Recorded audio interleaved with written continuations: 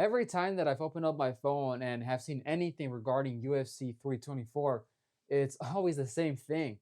Patty doesn't deserve this. It's Dana's plans. Gage is going to spoil it. Cool. But nobody's asking the scarier question. What if Patty is unpredictable enough for it to actually work at least one time? And believe it or not, Paddy Pimblett is the betting favorite over Justin Gaethje for an interim title. Just let them marinate because this fight is either Gaethje by disciplined violence or Paddy by one moment of chaos. And I don't think that Paddy will outclass him. Also, definitely not that Justin is washed if he does lose, but I do think it'll land on one moment. One swing, one back take, one panic shot, or maybe just one bad exchange. Welcome to Abner's Counterpunch, and UFC 324 is basically the new era debut on Paramount Plus with Gaethje versus Pimblett for the interim lightweight title. So, we're already doing that interim mess, which means the division is in a weird holding pattern.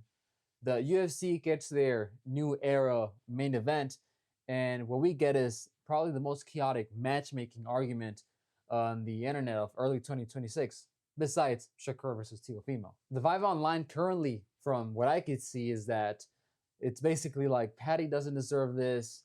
The other half is like, shut up, he's entertaining, he won, cry harder.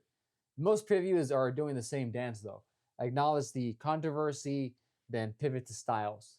And the funniest part is the books actually opened up with Patty as a solid favorite, and not just like a slide favorite, I mean a legit favorite. Patty has momentum, confidence, and the kind of chaos where he doesn't need to be perfect. Justin just needs to be Justin, but with discipline. Because if Justin just chases the highlight, Patty might steal the whole thing. And what people forget about Gaethje is that he's not just swing hard and pray. He can fight patient. He's done it on a huge stage before. He's been here before. The version of Gaethje that wins is the one that treats this like a 5-round business trip. Touch the legs early, touch the body when Patty shells up. Don't overcommit on flurries that turn into clinch scrambles. Make Patty reset over and over until he starts taking shortcuts. Patty's stand-up defense, let's say it's adventurous. He fights like a guy who really trusts his chin, his vibes, and his ability to recover. But against Gaethje, though, that sure be concerning. Leg kicks are gonna matter too in this because Patty's stance is wide and bouncy, and if Justin can take that bounce away from him, Patty's entries are gonna get slower, and then Justin is going to be able to punish those entries. And this is why I keep saying disciplined violence. Justin already told you what he thinks. He's planning on being perfect. And, he knows the only way to screw this up is by getting emotional. Now, Patty's path is not going to be outstrike Gaethje for 25 straight minutes. If you were thinking that was the plan for Patty, stop that. Patty's path is going to be moments. It's making Justin think about the grappling, even if the takedown doesn't land clean. It's forcing clinch touches. It's making Justin hesitate for half a second, then using that half a second to climb. However, it is totally valid for people to bring up Justin's submission losses for a reason. When he's forced into grappling with elite finishers, that door has opened. But Patty isn't Khabib. He isn't Oliveira. However, he doesn't need to be those guys. All he needs is one messy exchange where Justin gives up his back because he's trying to stand up too fast. The fight could also get spicy. Patty has been talking like he wants to strike with Justin. That can either mean confidence or maybe it can mean ego. People think that I'm just going to shoot in the first 10 seconds. I'm not. I'm going to stand with him and I'm going to put it on him. And people are going to be like, wow, we weren't lying. But if Patty stands in front of him too long, honestly, I just don't see that leading to a victory. Also, with Patty, 5 rounds cardio is not a given.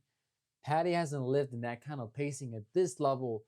Meanwhile, Justin has been in deep waters with actual savages. And those late rounds, is going to be where that one moment highlight actually becomes more likely because everyone's tired and tired fighters are able to make dumb trades. Now, let's talk about the elephant in the room, the overarching story in this, because the UFC clearly loves a future storyline. Paddy is the star. The division loves stars. And there's an obvious next chapter that everybody keeps hinting at. And Gaethje has basically leaned into that spoiler role.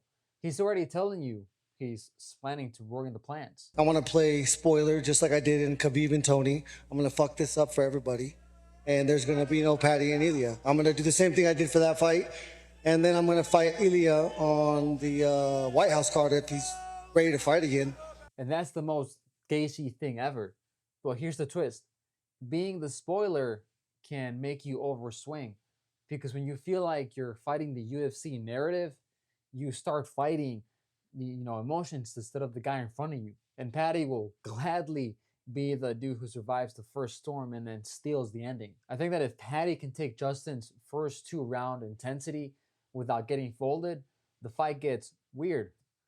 Not Paddy wins easily weird, but maybe just weird enough. Justin can definitely not fall in love with a big right hand because big right hand misses are going to end up equaling body locks. It's going to equal trip attempts, scrambles, and scrambling is where Paddy's gremlin energy lives. What Justin needs is going to be boring moments.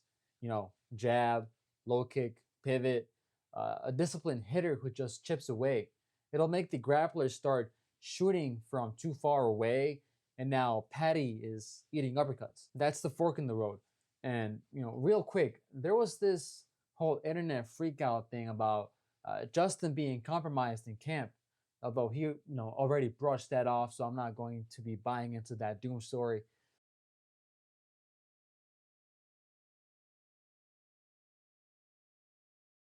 So yeah, my final prediction, honestly, I lean Gaethje because 5 rounds of disciplined violence is a nightmare for a guy who's still proving he belongs here. But I'm not calling it a free win because Paddy only really needs one sequence where Justin decides to be a hero, and the second this fight hits that first wild scramble, we're gonna know immediately if we're watching Justin Gaethje the veteran or Justin the highlight chaser. And if Gaethje wins, the whole division storyline flips because he already told you he's here to ruin plans. And if Paddy wins, then we're living in the era where popularity is the thing that could earn you a belt. But wouldn't that mean that the most fun fighters rise to the top? I don't know how I feel about that. Let me know what you think below. Going in the opposite direction to a completely rough watch of a fight, Andrew Tavis's Chase the Moore in the Influencer League was an interesting tale of a retired kickboxer coming back just to find out his nerves probably got the better of him. Click here to see that video and subscribe while you at it so you don't miss the other combat sport breakdowns like this. And I'll catch you later. See ya.